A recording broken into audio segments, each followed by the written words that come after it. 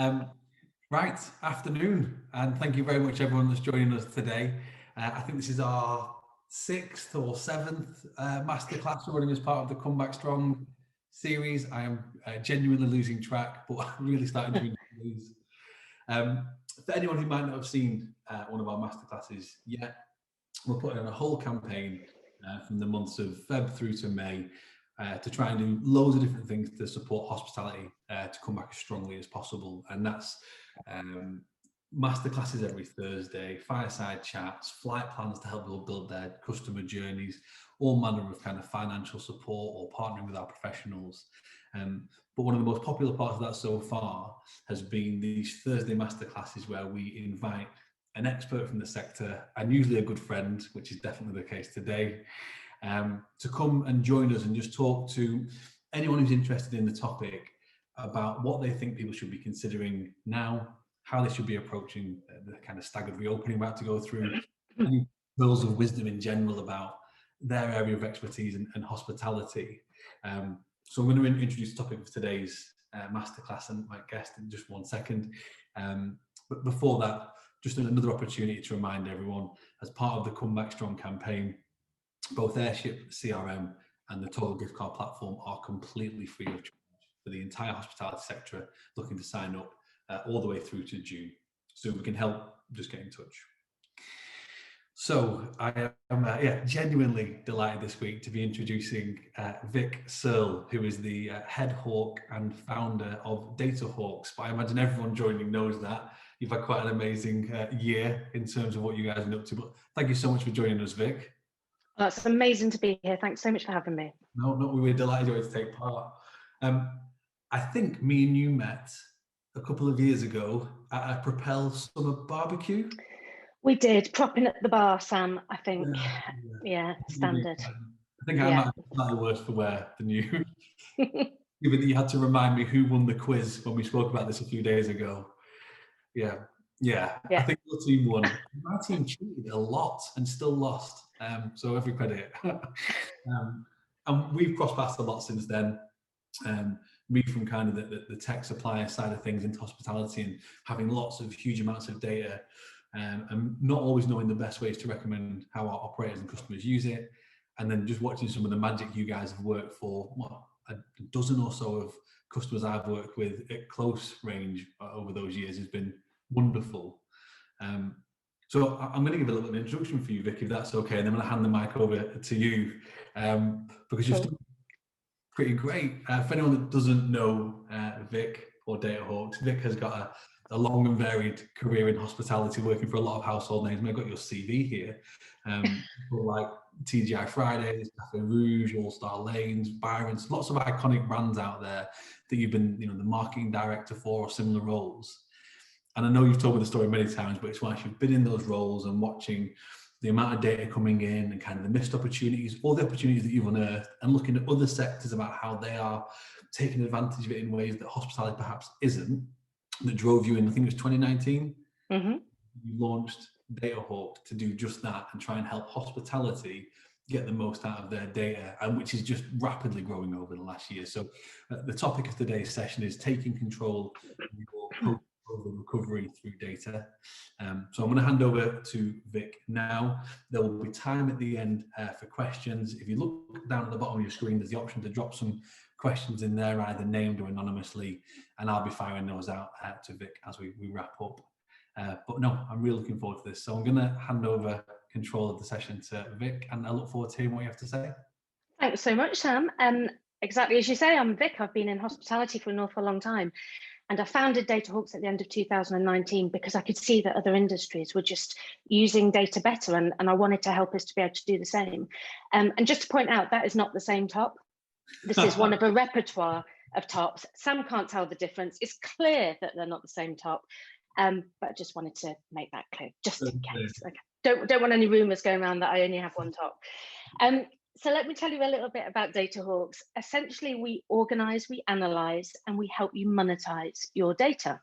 And we do that by joining together all of the different proof of presence data within your business. And this is really important because while you've got sort of data sitting just in a database, you've got email addresses, or you're gathering social media data or website data, most of the time that stuff is only saying that, you know, you're interested in the brand, or you engage with it, or you like it. It doesn't necessarily mean that that person's been your customer or guest at any point. And so we're looking at proof of presence data, things like pay at table, things like, you know, using a gift card, things like making an order or leaving feedback or logging into Wi-Fi, because we're trying to find people who we know have been in your business. And we pull all this data together because we're trying to identify and profile your most valuable customers, because when we know that, it means that we can provide the kind of insight that can make a massive difference to your business. And I'm going to show you a bit more how that works later. And why do we do it? Well, we know that getting to know your customers, particularly the ones that, you know, are worth the most to you, helps you find more of them. It helps you convert existing and lapsed customers to spend a bit more money or visit a bit more frequently. And it helps you retain them longer. And we know that retention is anywhere between 5 and 25 times cheaper than acquisition. So in lean times, because we are facing some lean times ahead, you want to be trying to save as much money as you can. And we can do that through retention. And obviously, I'm going to tell you a few of the clients, because we're not even 18 months old yet. And we've worked with some mad brands. You know, it's just been an incredible year. And this is just a handful of them. But some incredible brands like Pizza Pilgrims and Leon, and global businesses like Vapiano, and really brilliant pub brands, and of course 10pin, a big bowling brand. And we're also helping incredible tech businesses like Airship show their customers the value of their data too. So yeah, we've had a brilliant year. And among all those customers, in that last year, we have surfaced over £18 million worth of opportunity. And when I wrote this slide, I was thinking it must be much more than that. And I wanted to be conservative, but it really is an absolute shed load of opportunity for this industry. So we're just absolutely chuffed to be part of it.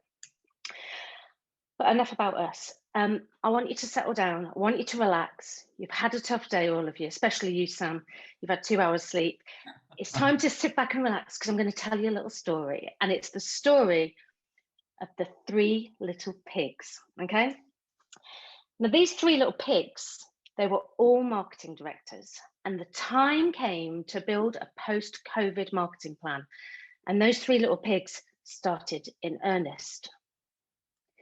The first pig built his marketing plan of straw, and it was full of gut instinct, suppositions, you know, old ideas, stuff they'd done a million times before. There were blanket discounts. There was all sorts of like reactionary activity, and just loads of outdated stuff that's probably not going to work in this new world we face.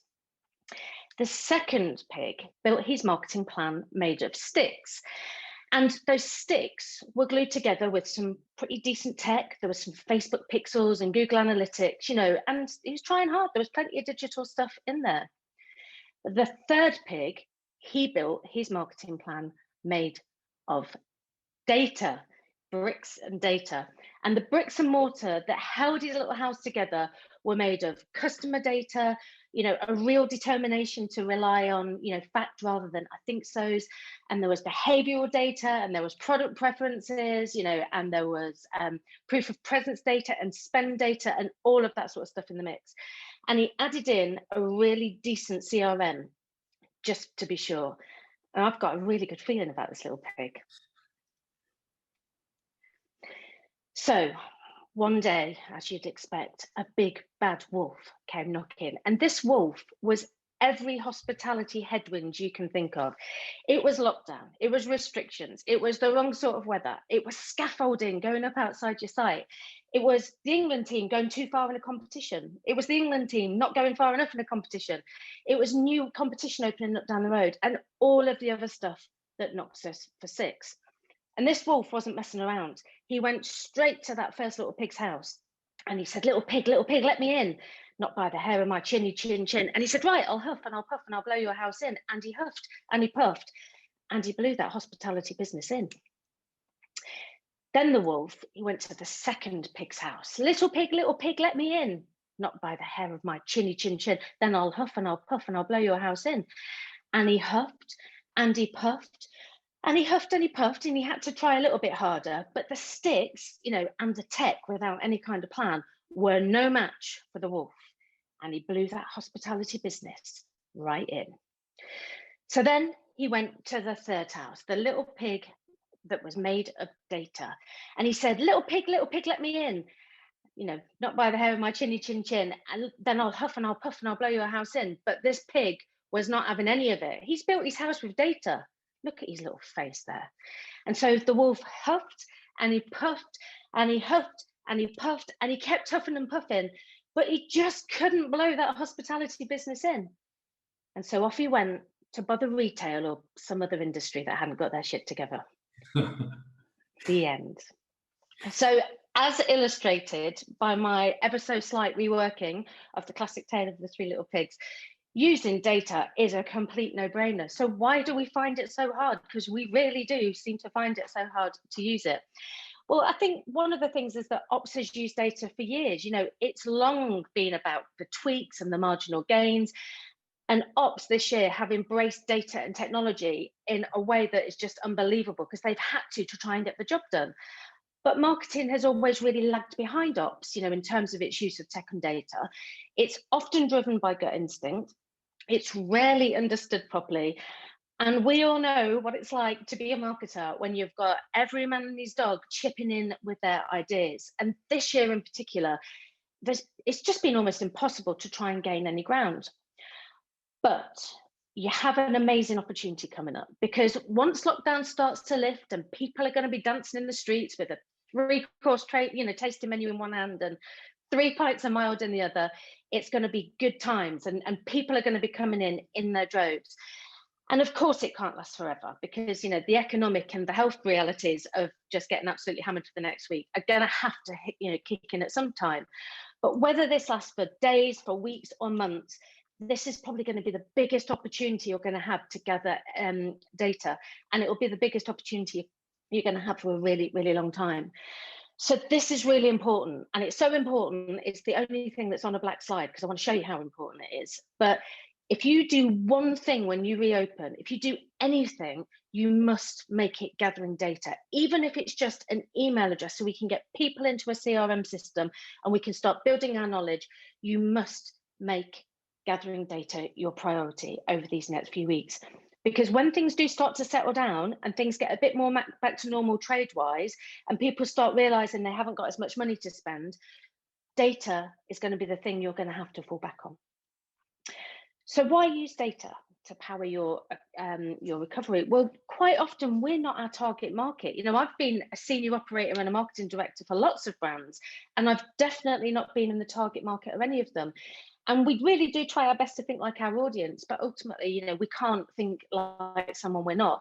And if we were making sweeping assumptions about our customer bases before, without data now in this new world, we're going to be absolutely shooting in the dark. And data gives us clarity and certainty. We've never needed that more. We are in an unprecedented era of change, culturally, technologically, economically, politically. Last February, I used this slide to illustrate how much marketing had changed in hospitality in 15 years. And that was before, I had no idea what was about to happen next. That was before the whole COVID thing and everything that's changed this year. The developed world has probably leapt forward, 10 years in literally the space of a few weeks in terms of, our adoption of technology. And this is massive, because it means you're going to have to make some really smart decisions now, because you need to be leading your customers and not having them lead you where they're going. The next thing is that data tells the truth. Now, we ask our customers what they want all the time, and they tell us, but the problem is with humans is they lie. They don't mean to, they don't do it deliberately or even consciously, but they do, they lie. Now, in the 50s, the first soap powder ads were aired in the breaks of TV dramas, which is why they're called soaps now. And the ad world had it absolutely nailed. They had spoken to thousands of housewives, and it always was housewives then, who told them that what they wanted from a washing powder was that it made their whites really white and their brights really bright. And every time they were asked, they said exactly the same. We want white whites and bright brights. Then in the 80s, one of the big soap powder brands sort of said, are we sure that this is still the case? And rather than asking all the housewives, they did this big experiment where they pulled them all into this big, aircraft hangar, and it was filled with washing machines. And they said, oh, bring your washing in. We're going to supply the powder. We're going to supply the washing machines. We just want to test a load of washing machines.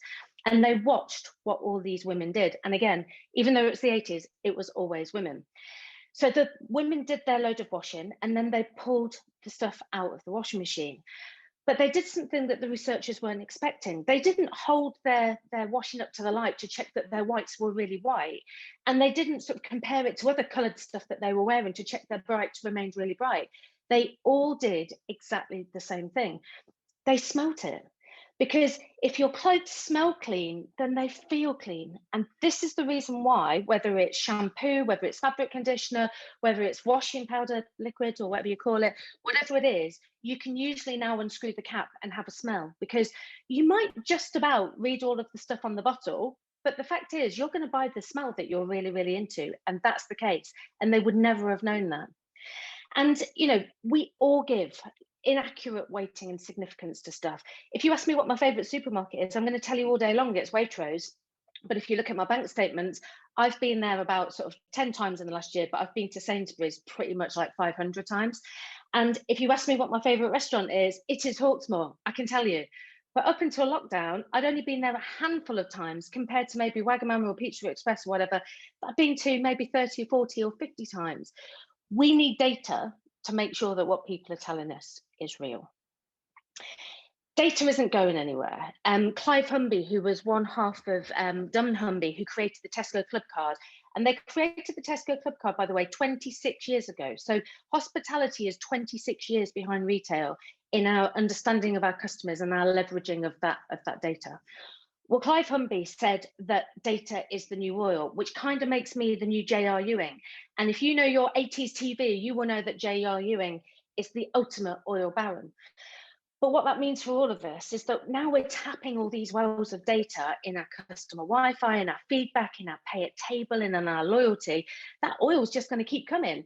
And it's our job to barrel it while we can, especially over these next few months when pent-up demand is going to drive the kind of footfall that we could have only dreamed of a year ago.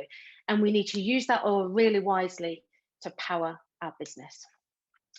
So who's getting it right? The supermarkets for me are smashing it. Tesco with their club card created by Edwina Dunn and Clive Humby were the absolute pioneer of them all.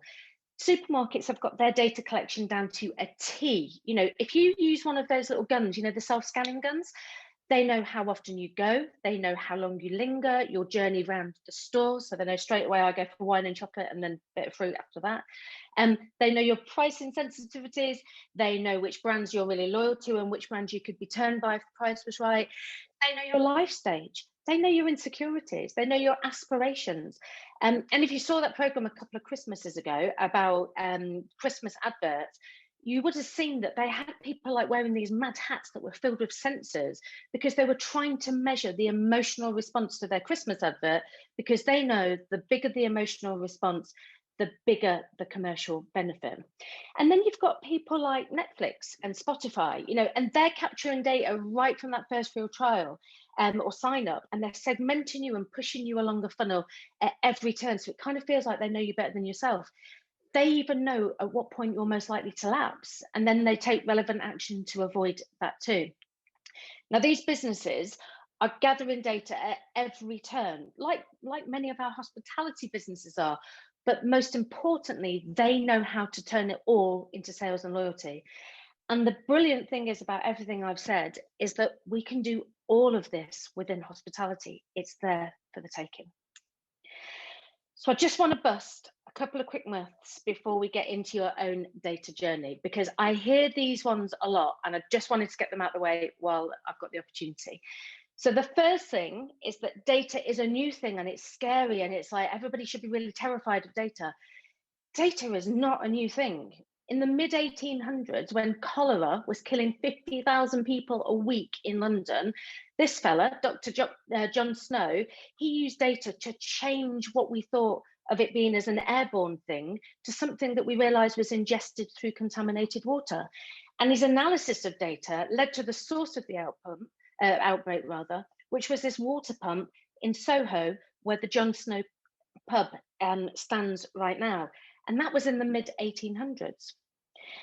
The next one is that data will kill creativity. And I get this a lot from marketers. And no, it won't, because data helps you form the brief and it gives creatives the best chance of creating something amazing. And also something that's really relevant to your audience, which is really, really important. Data works best when it's interpreted and executed with empathy and imagination. And we all know, because we've all been there, that design by committee, usually when your boss sticks his head over your desk and goes, can you make it a bit more, or can you make the logo massive? It never ends well. We know this. The other thing is that hospitality will lose its soul if we use data. And I think this is a massive one for us, because I think there's been so much resistance because people are terrified that hospitality won't be the same place.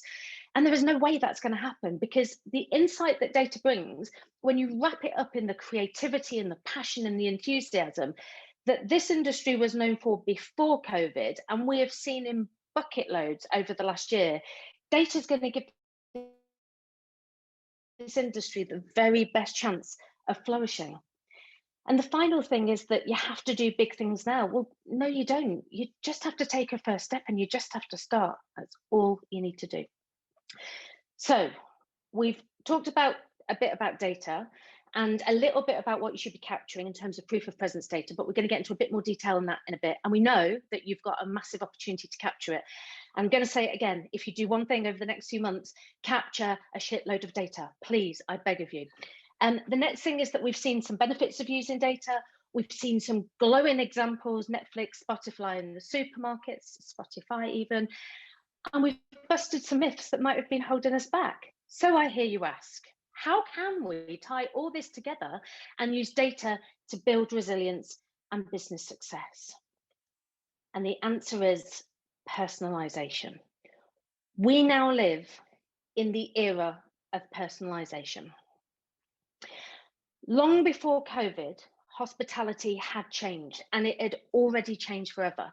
When I started out in the early 90s, it was all about choice and innovation. You know, there were so many amazing brands popping up. You know, all the brands that we know now, like your Wagamamas and your Yo's and your Pretts, they were mad new at the time, you know, and it was such an exciting time to be in hospitality. Whether you were in grab and go, whether you were in premium dining, casual dining, it was just the maddest time of innovation and brand growth. Then you move into the 2000s and digital was really taken off. And what's happening here is that you've got brands that are getting websites and they've got an online presence. So if you're a customer and you're sitting there trying to decide where you're going to go for your lunch or where you're going to book for your birthday, you now know what brand A is doing and brand B doing. And you also know that probably in real time. So you can make decisions almost in real time based on what you're seeing on people's websites. And this really helped drive the dawn of the voucher economy, because as a customer, you could kind of play brands off one against each other and go, well, I'm going to get the better deal there, so I'm going to go there. And everybody got into this like mad bidding war, just throwing out loads of discounts. Then as you moved into the 2010s, Instagram about 11 years ago really powered the experience economy. So people wanted to eat and drink as they always had, but they wanted it with bells on. You know, they wanted a menu that was shaved into the side of a pony or something. And, you know, they wanted the food to come out in a bucket or something like that, because they wanted to be able to pick their phone up and stick it on Instagram to show what legends they were. But the millennials that powered that experience economy, they're now turning 40. Your oldest millennials are now turning 40, and Gen Z is setting the agenda. And Gen Z, you know, they still want to eat, they still want to drink, they still want to go out, but like everything else in their lives, because bearing in mind, this is a group of people that have never known what it's like to not have, you know, a smartphone, and they've grown up surrounded by things like Netflix and Spotify, where, you know, they've got whatever they want whenever they want it. They want eating and drinking and going out on their own terms. And this is massive, because Gen Z account for about 40% of the market at the moment, the eating and drinking market. And that's not even the older groups that they influence. I've got a 22-year-old daughter, as you know, Sam. You know, if she wants to go somewhere, we just kind of go there, like, you know, and I just trot behind her ready to pay for it. But they've got so much influence, this group, because they're really strong-minded about what they're like and the brands that they want to visit and the experiences they want to have. And it's not just Gen Z. all groups respond better to personalization. I think it was like 87% of Americans that were questioned across all groups said that they would be happy to exchange data in exchange for personalized and relevant messaging, communications, promos, and so on. And personalization also makes our advertising really hyper targeted. So it means that you're not wasting a load of money, just kind of batch and blast. You're going right the way through to the target. And it can also help you with your new product development as well. So it leaves us with a bit of a shocking new reality, I suppose, and that is that the brands who don't know their most valuable customers in intimate detail and leverage that knowledge will lose them to brands that do. And that is a fact. And if it's not happening right now at this moment, it is going to blow really, really soon. So with that in mind, I want to share with you the 7 steps to using data to building a winning acquisition, conversion, and retention strategy. So brace yourself, Sam. The first thing, point 1, okay, you need to pull all your data together in one place and give the quality and the volume of your data a really objective appraisal. What percentage of your footfall are you capturing proof of presence data for? You might be quite surprised. Now, throughout the next few sort of slides, we're going to see loads of examples that look a bit like these. And these are genuine screenshots from client audits that I've been running over the last few months. And what I've done is I've taken them from lots of different brands, so you don't guess the brands. And I've mixed them up a little bit, so there's no point even trying to guess. But they're genuine slides from genuine brands, and it kind of will go a little way to illustrate my point. This brand, for instance, was capturing 2% of their footfalls data pre-lockdown, 2%.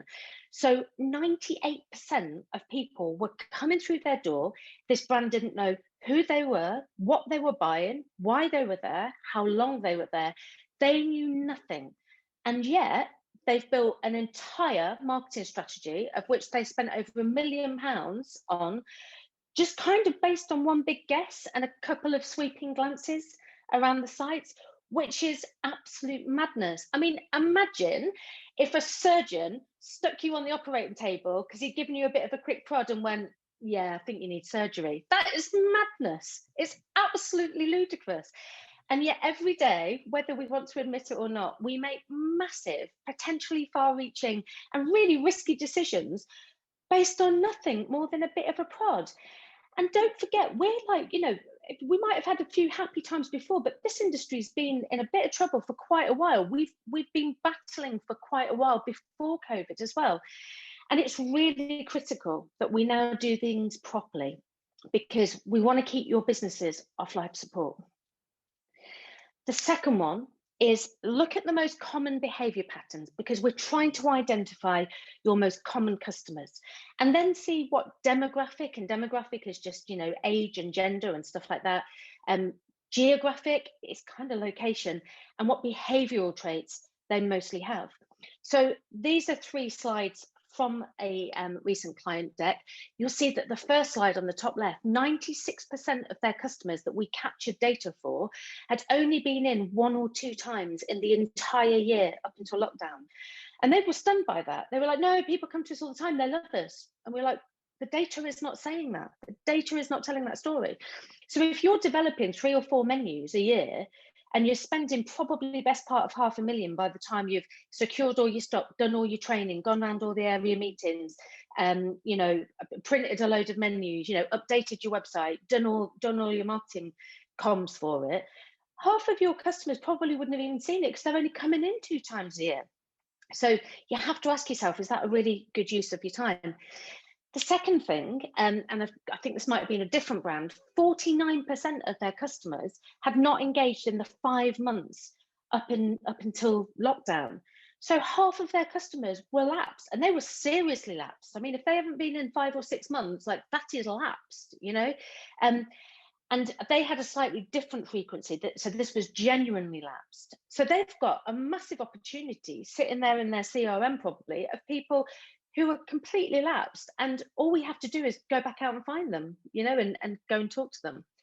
And then the final one's about loyalty, because for this particular brand, and this brand I think had 30 sites, and most of them were in London.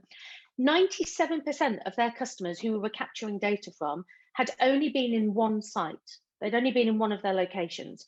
So if you've been in one site, well, that could be just convenience because it's near your house, or it's near your office, or it's near the train station, or whatever it is. You want to see that people have been in 2 or 3 or 4 sites, because that means they like your brand enough to either seek you out, actively seek you out, or when they walk past you go, I'm going in there. And this particular brand, there was lots of debate about this because the managers of this brand all said, no, people really love us. They love us. They can't get enough of this brand, because they were believing the vanity metrics on social media, loads of people liking Instagram posts. And actually the data said a very different thing. And in all of these cases, for one of these brands, the most common customers, bearing in mind they're not frequent, they're not recent, and they're certainly not loyal, they accounted for 87% of the customer base for this brand, yet only 62% of the spend. So they were basically worth less than 17 quid a person. And I would argue that they're probably spending 17 quid a person just on marketing in the first place. So what's the point? Okay. But we don't want to focus too much on that, because what we want to do is we want to find your most valuable, okay? And the number 3 task that you need to do as part of the 7 steps is you need to decide what valuable means to you, because this is going to become the criteria we use to identify the most valuable customers in your data. And this is going to be really dependent on the kind of business you are. So, if you're a coffee shop, you might think being valuable is somebody coming in 3 times a week, 4 times a week. Where if you're Hawksmoor, it might be somebody coming in 6 times a year is somebody that's really valuable to them. So you've got to kind of work out what's right for your business. And when we use this kind of criteria, we can usually identify tiny little pots of people within the data. And in this case, it was only 1% of the customer base who matched that criteria. But I think they were accountable for 12% of the spend. 1% of the customer base accountable for 12% of the spend, and 71% of them adopted in, so we could find out even more about them. And this is why this is really important. So on that top line, where you've got most common, you've got 87% of your customer base being accountable for 62% of your spend. That's not even a multiple of 1. They are not people who you should be trying to get in your door, okay? They're kind of pointless. Then you've got that most valuable group, 1% of the customer base, 12% of the spend. Look at that multiple, it's nearly 11. What you want to do is you want to find out as much about those people as you humanly can, and then use what you know about them to find an absolute ton more of them. Because look what they're worth to you over a year, nearly 260 quid versus less than 17 pounds. And then you've got this second line down in between. And for this brand that I did this piece of work on, they were 11% of the customer base, 17% of the spend. They had a much healthier multiple than the most common group, but obviously not as good as the most valuable. But we knew that by getting them in and using communications and using offers and communicating in a really relevant and personalized way, we could get them to start behaving like those most valuable customers in terms of the frequency of their visits and what they spent. And for this particular brand, just getting 5% of that in-between group to become most valuable was worth £54,000. And you think to yourself, okay, well, that's a nice amount of money. You wouldn't say no to it.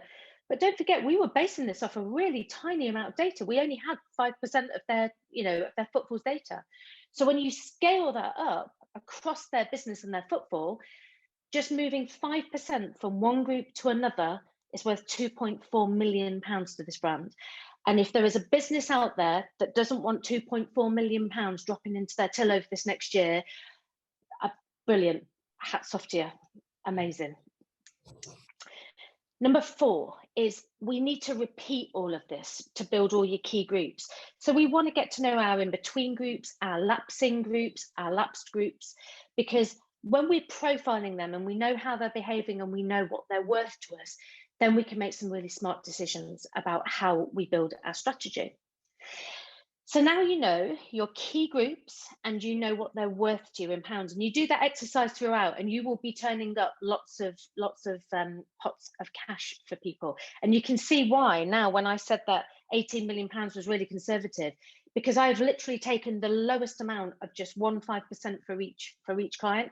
If I did this across all of those key groups, I mean, we'd be into like hundreds of millions of pounds worth of benefit by now, because that's what's out there. That's the opportunity that's out there. So step 5 is use what you know about these groups to increase new customer acquisition, to convert existing customers, and to reactivate lapsing or lapsed. And there's a million and one ways you can do this depending on your brand. Of course there are, but some examples might be use your email lists of the most valuable people, because if they're in your data, we've got their email address. Use the email list of those most valuable people to build a lookalike audience and send loads of messages out on Facebook and Instagram to attract more of them, because they share the same characteristics, so they're bound to be interested.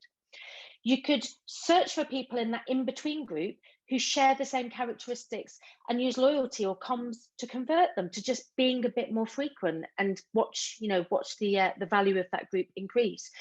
Or you could use the frequency data that you've built to spot when people are about to lapse. Let's say we've got people come in on average every 30 days. If they get to 35 days, get some communications out, get an incentive out to make sure that they don't lapse. And we can set up CRM automations to be sending out these comms without you having to even think about it. Just build the rules and the CRM is going to do the rest of it.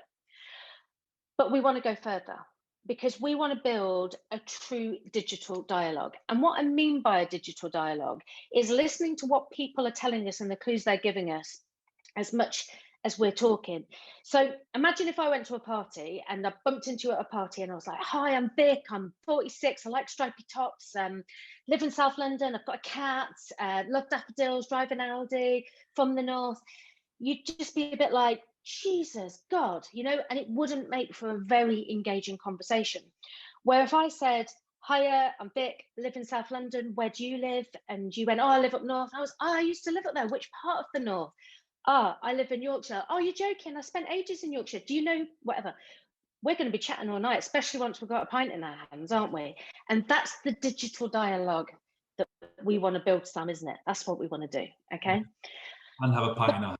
A pint in our hand would be nice. Yeah. I'm surprised you haven't laid one on for us now, to be honest. I thought the door might knock in a minute and one might get delivered. No, sorry, Vic. Next time. Yeah.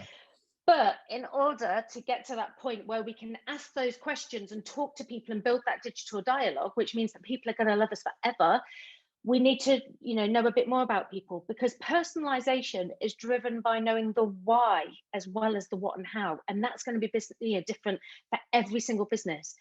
So in the white boxes along the top, you've got stuff like age and gender and location and occupation and whether you've got kids, and that stuff is really, really important. It is like, we should absolutely be gathering it.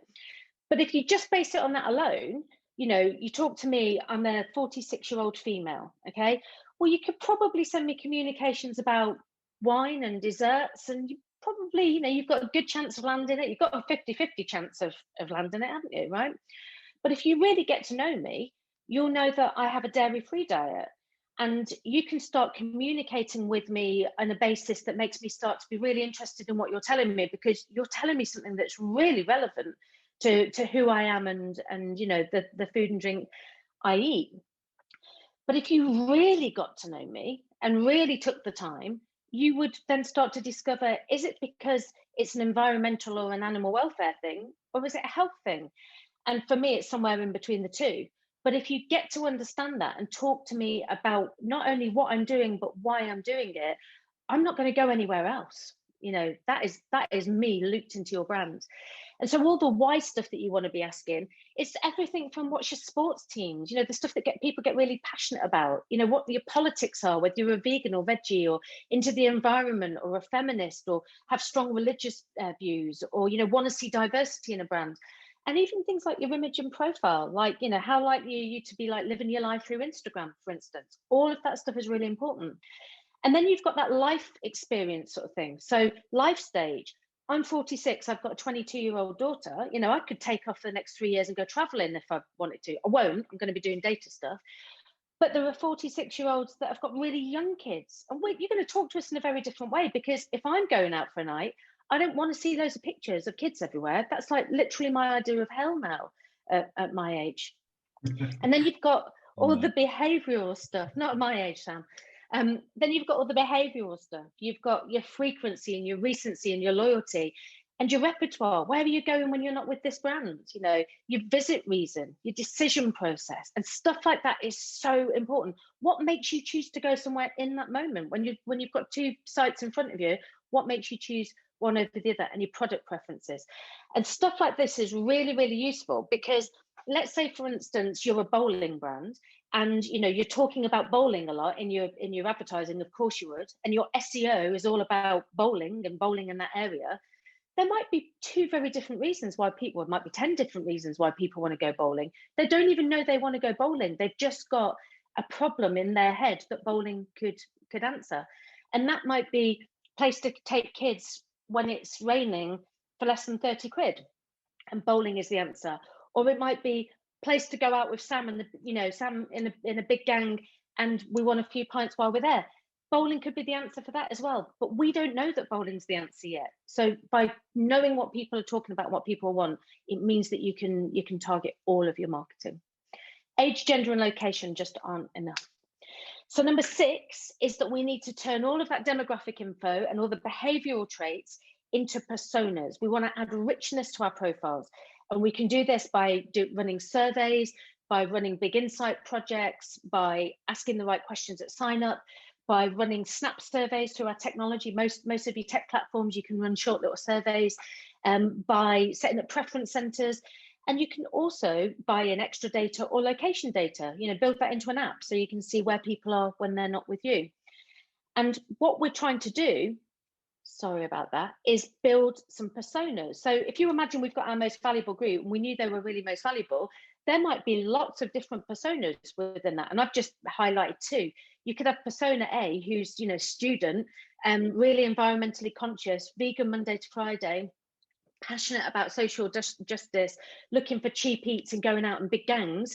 And you might have persona B, Claire, who, works really hard a week, goes out on a Thursday and Friday, canes a bottle of wine with her friends, really likes to splurge when she goes out, cares about the environment, but she's certainly not going to, make her eating and drinking decisions based on it, and collects vouchers all week long so she can go and treat her family.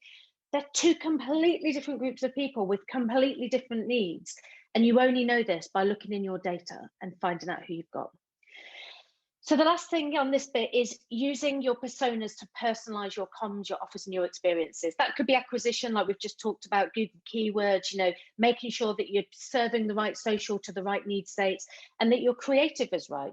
Do not show me a picture of little kids running around a bowling alley. I'm not going to like it. Show me grown-ups drinking wine and having a good time, because you want to get more people to the website.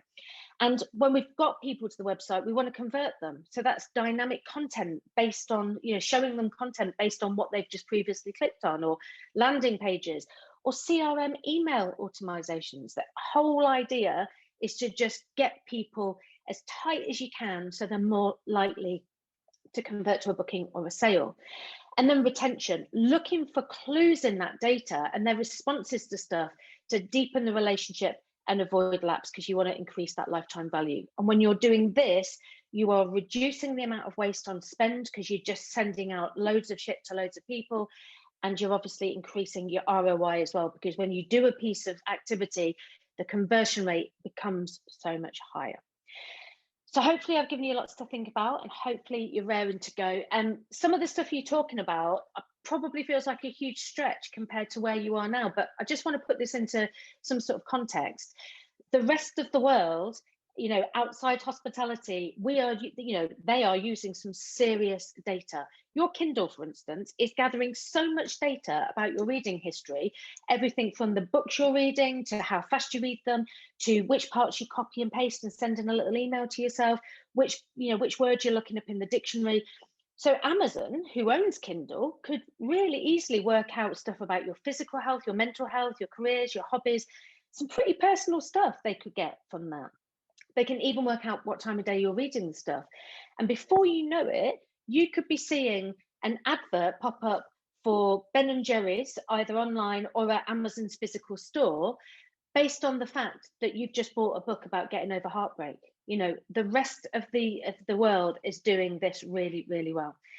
So there's a little bit now about vital data sources. How are we doing for time, Sam? We're fine. We've got 12 minutes. Right. Okay. I'll skip through this.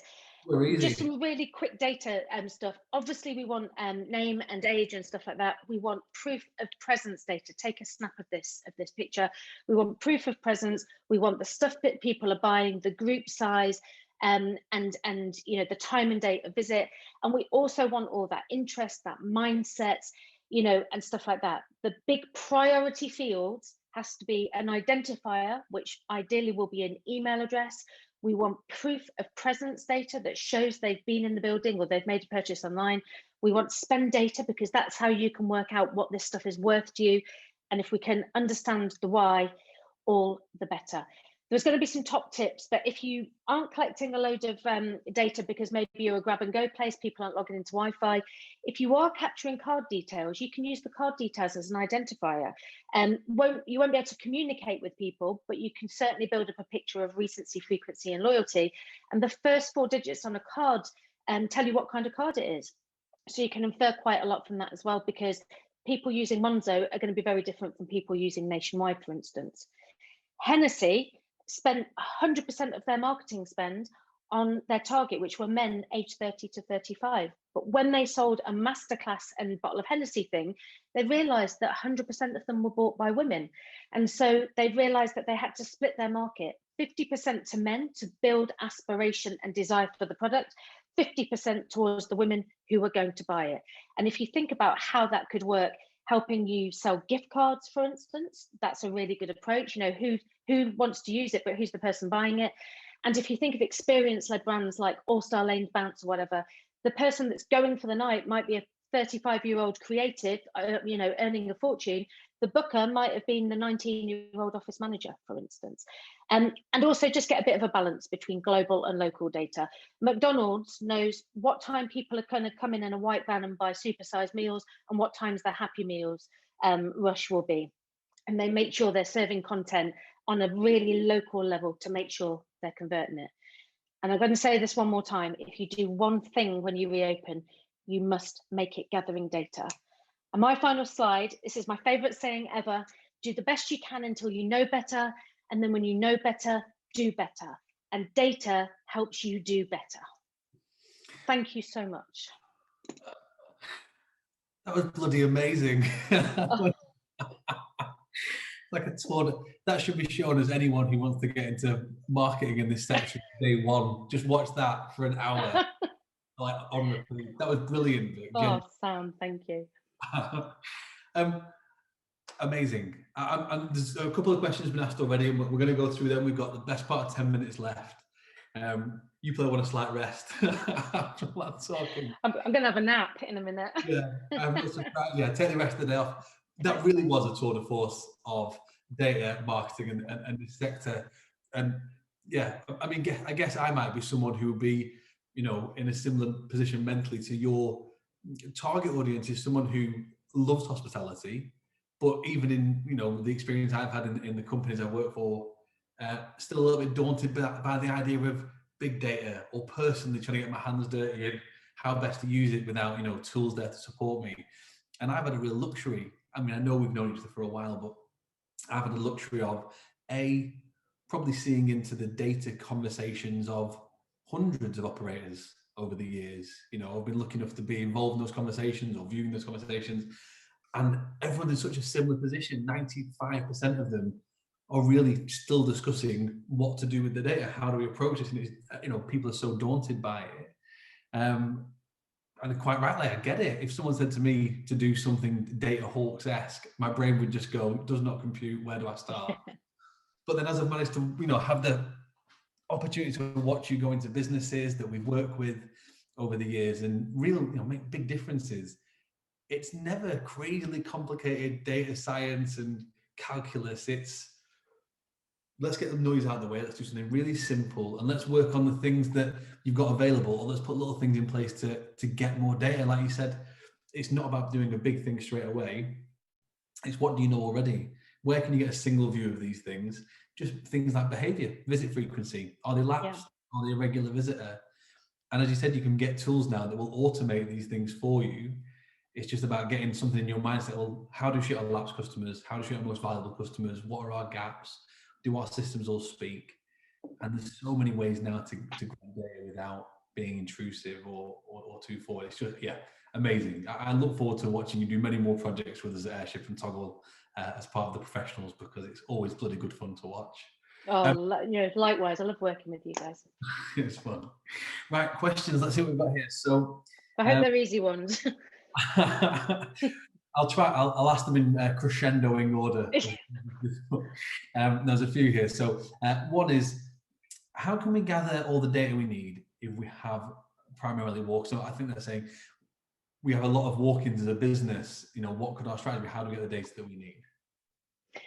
Yeah, I mean, this is always going to be a tricky thing for either walk-ins or businesses like grab and go brands, where people are in and out so quickly they're not necessarily leaving a footprint. But to me, it's about incentivizing people and giving them real reasons to share that data with you. So if you've got a walk-in and they haven't made a booking, when they sit at that table, you know, really advertise the fact that you've got free Wi-Fi and get them to log into that Wi-Fi, or even just have a little QR code. I mean, we thought they were dead, but it turns out they're not. Have a little QR code on the top of the menu or something that just gives them access to some sort of exclusive content or offer for next time or bounce back or whatever, in exchange for a little bit of data. Because once you've got them in that CRM, we can start adding to and enriching. And as I said, I think that stat I mentioned earlier on, most people are very, very happy to give you their data if they think that they're going to get something worthwhile back in return. So being able to use the Wi-Fi, being able to get a freebie, being able to get a free trial or something, being able to get priority booking, or even just a bit of an offer next time, is always really compelling, I think.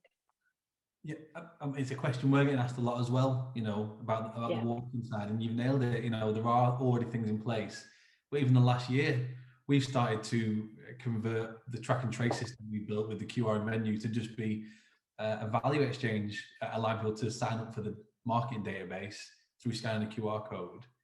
It's just really simple things like that. Because as you said, the current percentage you're capturing is much lower than you think in a lot of cases.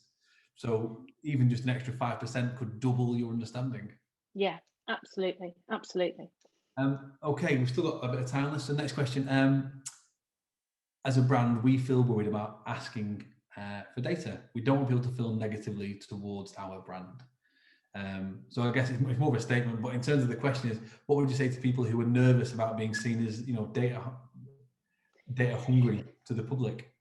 Do you know what? I think there's maybe a little bit of snobbery about this, you know, among marketers, because and I am a marketer, you know, we want to think that people are coming in and they're having a really great time with our brands, and you know, and it's all about, you know, the slick experience and all of the touch points and the exquisite little details, because that's stuff that, you know, we spend a lot of time and effort on.